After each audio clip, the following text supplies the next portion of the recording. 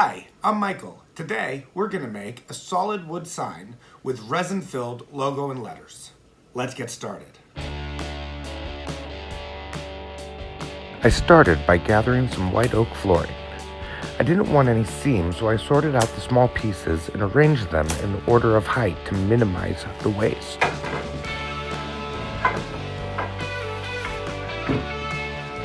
I made sure to line up the tongues and the grooves appropriately to give me the best fit.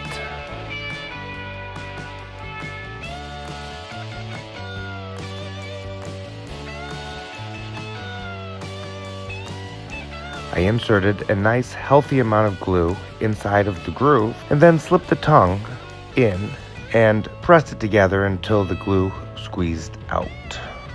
I glued up the pieces of white oak using Type 2 Titebond, since the sign would eventually be hung outside when it was completed.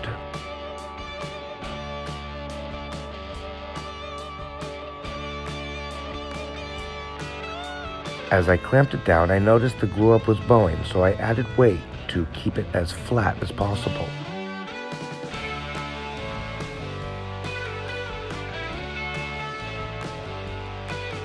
The next day, I unclamped it, Brooke trimmed the edges with a jigsaw, and then I ran it through the drum sander to remove seams and flatten the workpiece.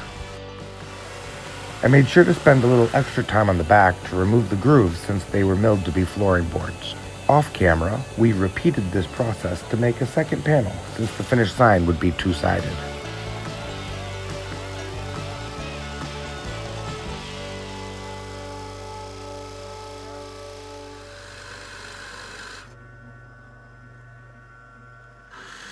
I then used a Forstner bit to make some recessed areas in a piece of the scrap to test some colors for the resin fill. So now we're just going to mix up a little bit of the Titebond epoxy, and we're going to use some of these color selections so that we can see how they look with the wood. I'm not sure if they will bleed into the wood or if the wood needs to be sealed before we use them. So we're just going to test that out first to see how it comes out. We're using an activated charcoal and a RIT dye for the black, and then we're going to try a RIT for the red, and alcohol ink for the red, which I'm honestly not too hopeful for because oftentimes I've found that the alcohol ink is very translucent, or when it comes to red, it can tend to be on the orangey or pink side. And then we're also going to try a red mica powder as well. All right, let's mix up some epoxy and see how this goes. All right, so I'm just going to split this into 5 smaller cups, and then we will mix in the pigments, and then we will pour it into the holes.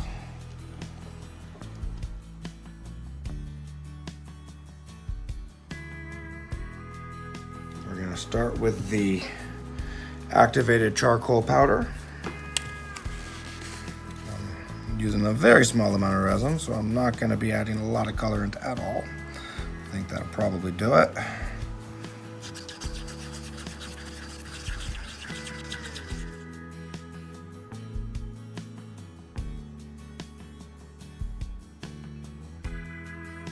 RIT next.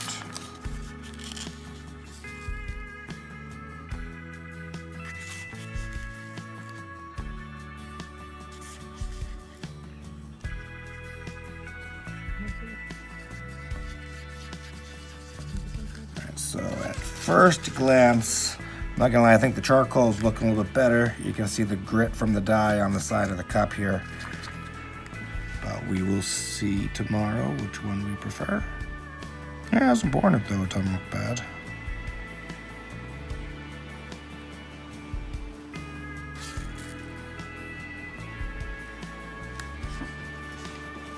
Doesn't look very reddish.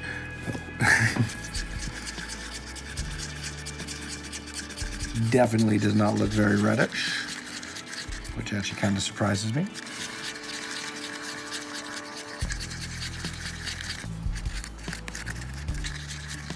But this is why we're doing test pours.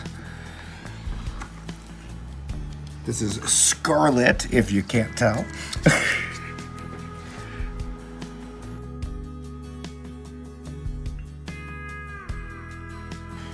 now we're gonna go with way more alcohol ink than we think we should need. 5, 6, 7, 8, 9, 10. And it's already looking a little orangey to me.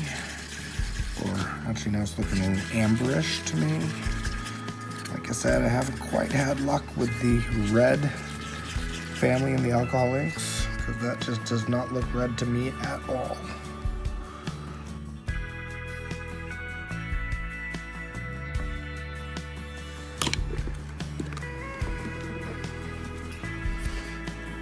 This one should not require much at all.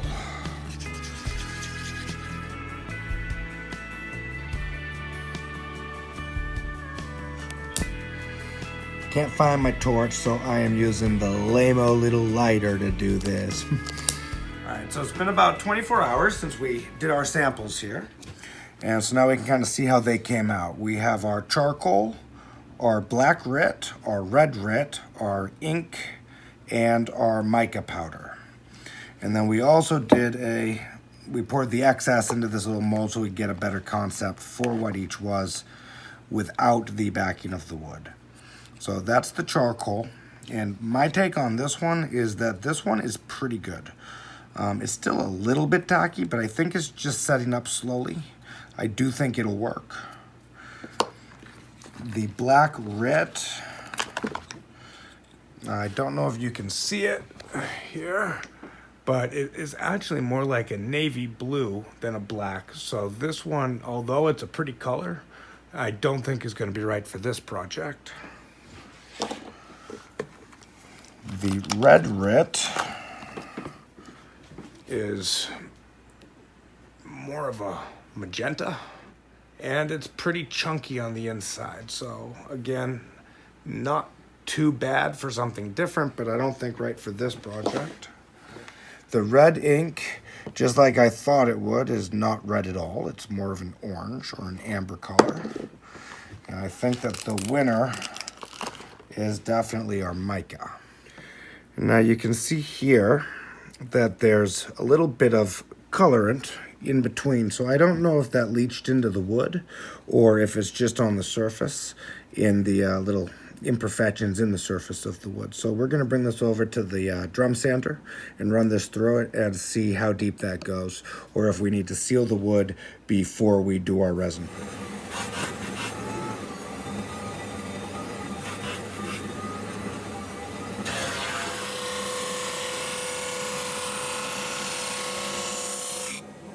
Alright, so it was definitely just in the cracks. It is going away, but we're needing to sand it down to such an extent to get rid of it that we are sanding away all of the resin in some of our other ones.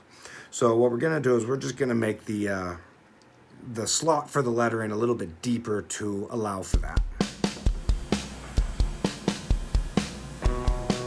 After concluding our color test, we loaded up the X-Carve and set it to carving the logo and the lettering.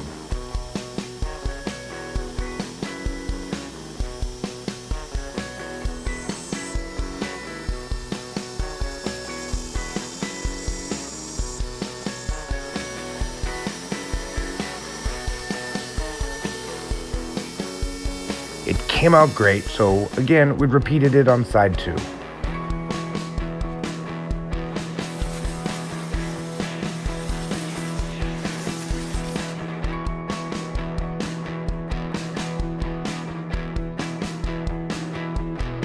I did notice that we had a few gaps in some of our boards, so we reinforced those by filling them with clear resin.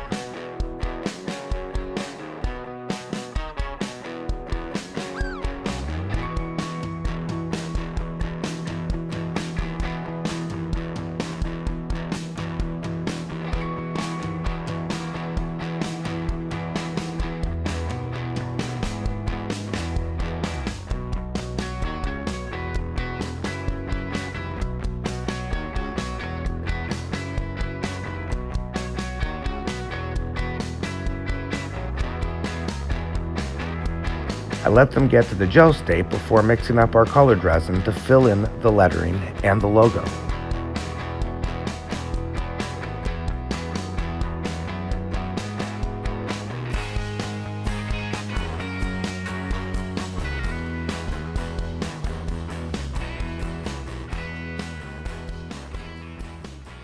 I used a syringe to apply the resin so that I would have better control in the tight recessed areas.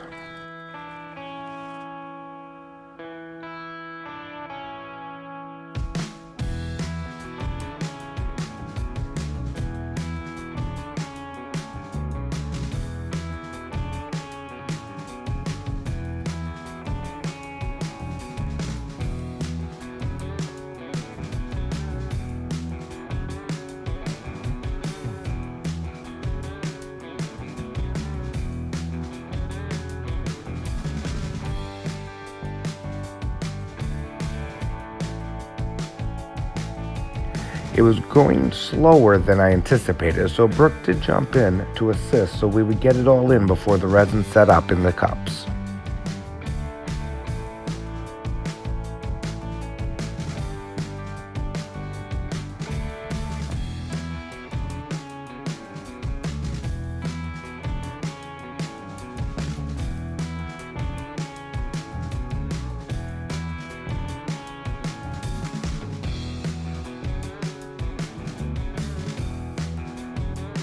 After it cured overnight, I trimmed the edge of the sign on the bandsaw and then flattened the face on the drum sander.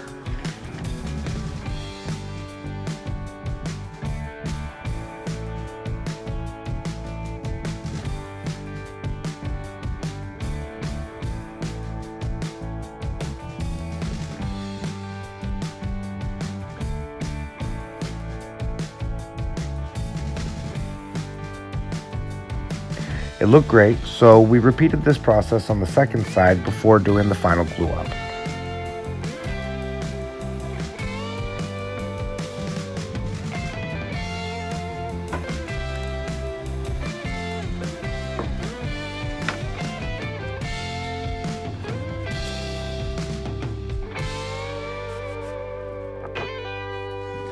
All right, so we have our sign and it's all ready to be glued up. So we're gonna go ahead, we're gonna put glue on the back of one side, then we're going to put the other side on it, and then we're going to clamp it to these bars to kind of make a makeshift parallel bar clamping system to give pressure across the whole surface so we'll get a good, nice bond. Since the sign's gonna be hung outside, we're gonna use a Titebond 3.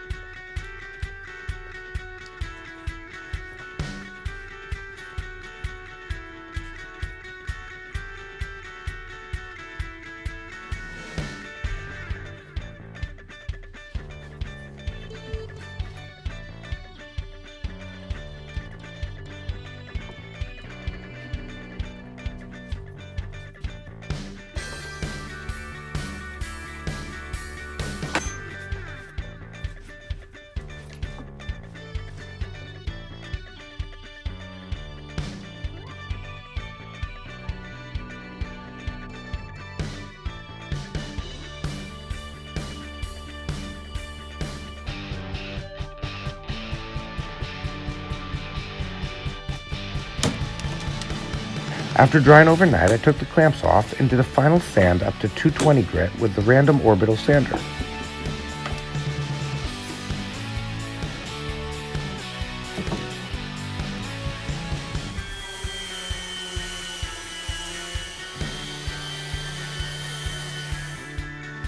I then cleaned it with some paint thinner and applied 3 coats of varnish.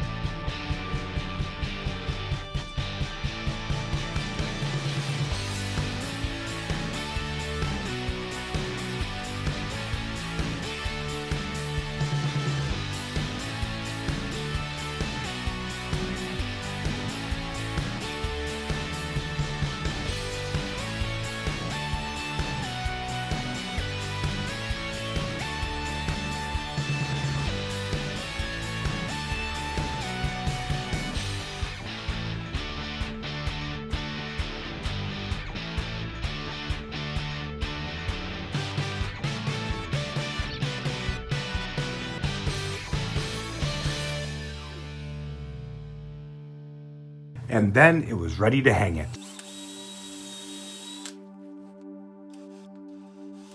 I drilled holes for some stainless steel eye hooks in the top.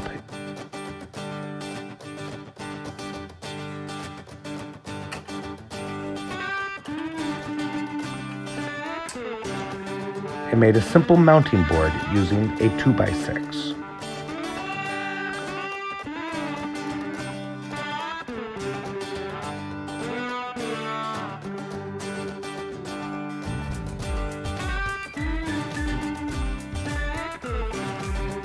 I pre-drilled holes and mounted the bracket on the mounting board using stainless steel bolts.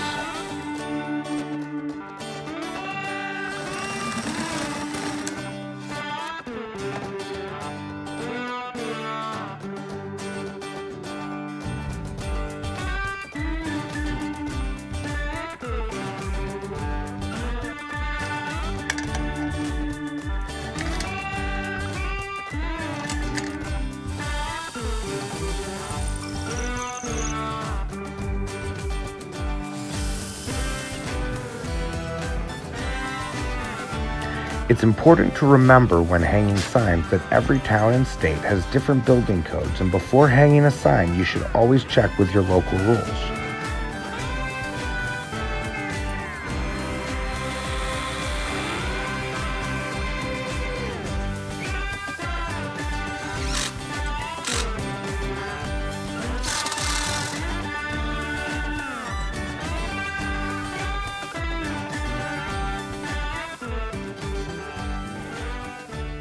Overall, I think the sign came out fantastic. I'm very happy with the contrast of the white oak to the resin.